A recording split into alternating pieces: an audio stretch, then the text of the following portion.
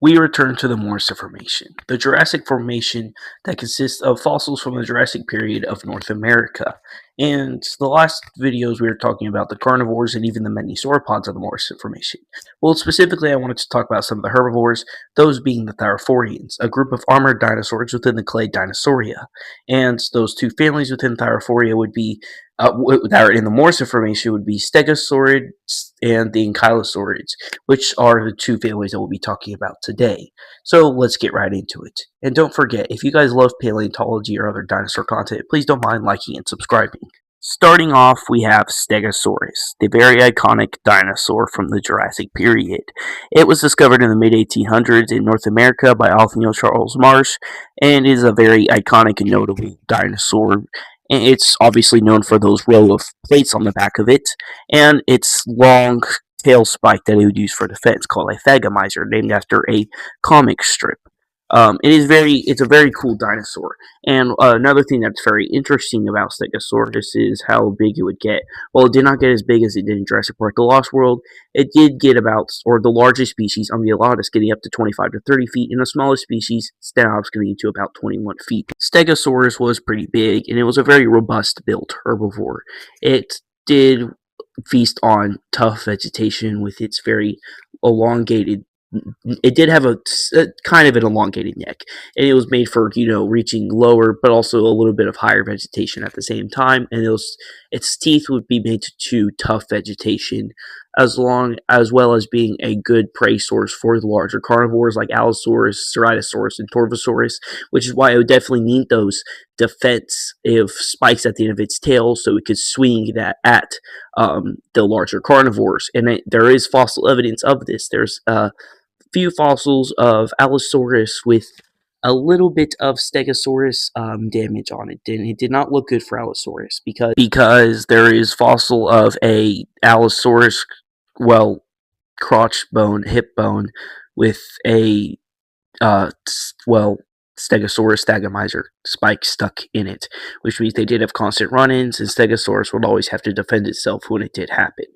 As for the plates on Stegosaurus are essentially just osteoderms, the same bone structures that you find on the scutes of crocodiles. It's bone jutting out of the skin, and as a protective armor for the Stegosaurus, although it would have been super protective on Stegosaurus, what it would have kind of been used for is always up for interpretation, because there's not absolutely known what it was used for, but it is possibly for sexual dimorphism, species recognition, and basically just to look bigger in front of other stegosaurs or even predators, and basically just show off.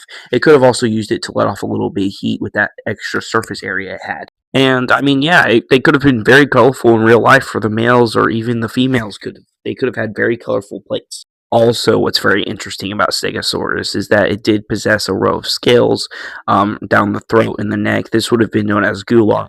So that's kind of how you know it was a very protective dinosaur. I mean, it just had armor all over its body. Now, our next stegosaurid is Alcovosaurus, which is a very interesting stegosaurid. While not as big as Stegosaurus, getting about to 21 feet long, it was still very cool because of its structures that it had on its back.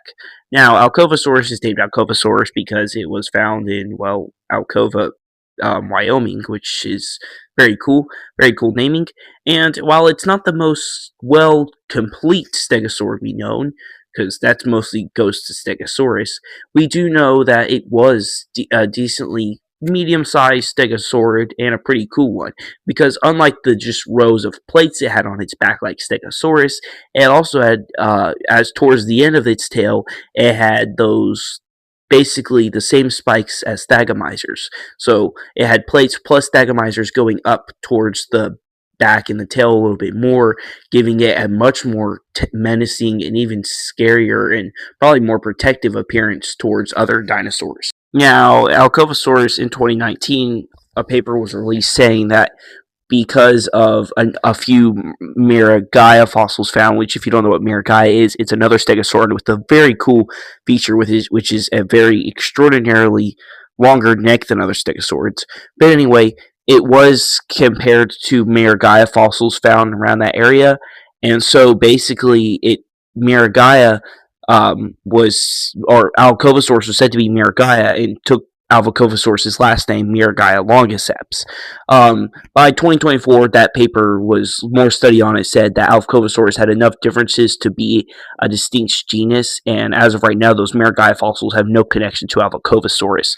So Alvacovosaurus is a real dinosaur now. It's no longer Miragaia, but I think that's still a little cool because Miragaia is also another interesting dinosaur, and I believe there are a few fossils that were also found in the Morrison Formation for Miragaia. And now on to our next stegosaurid. Our next stegosaurid is Hesperosaurus.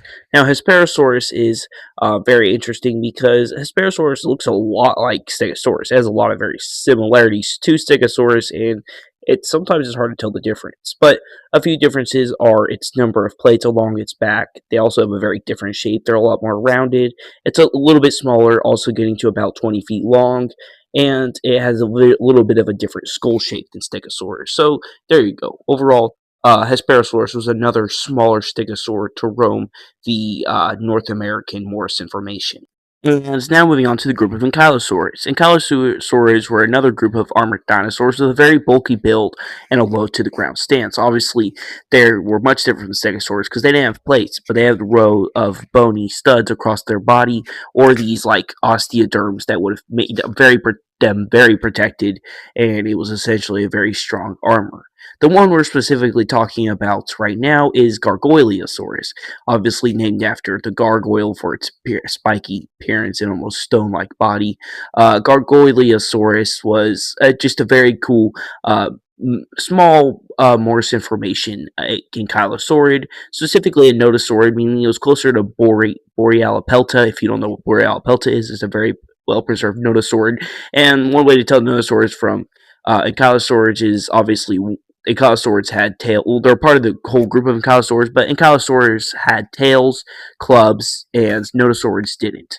And nodosaurids also had very more longer osteoderm spikes jutting off from the rest of its body, and so that's what Gargoyleosaurus kind of looked like. It kind of looked like a small Borealopelta with spikes jutting from the side of its body. And this isn't the only ankylosaurid in the Morrison Formation. It also got to about 9 feet long, and I should say that ankylosaurs also different in diet because they were able to eat lower vegetation with their more low to the ground stance, and being very, very well protected from predators, unlike Stegosaurus. While there was a way for carnivores to get around eating Stegosaurus, it was a lot harder for them to go after ankylosaurids like this. Next up is Mymorapelta, named after the county it was found in.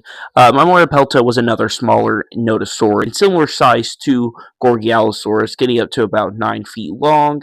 And yeah, it was a pretty small nodosaurid. It's found from a few remains in the Morrison Formation. It probably would have also had a very similar nodosaur-like appearance, with the osteoderms going off the sides, the longer spiky osteoderms going off the sides, and a very like osteodermless middle with a very obviously missing tail club and the much larger osteoderms scattered throughout its body. That's what makes nodosaurids very cool.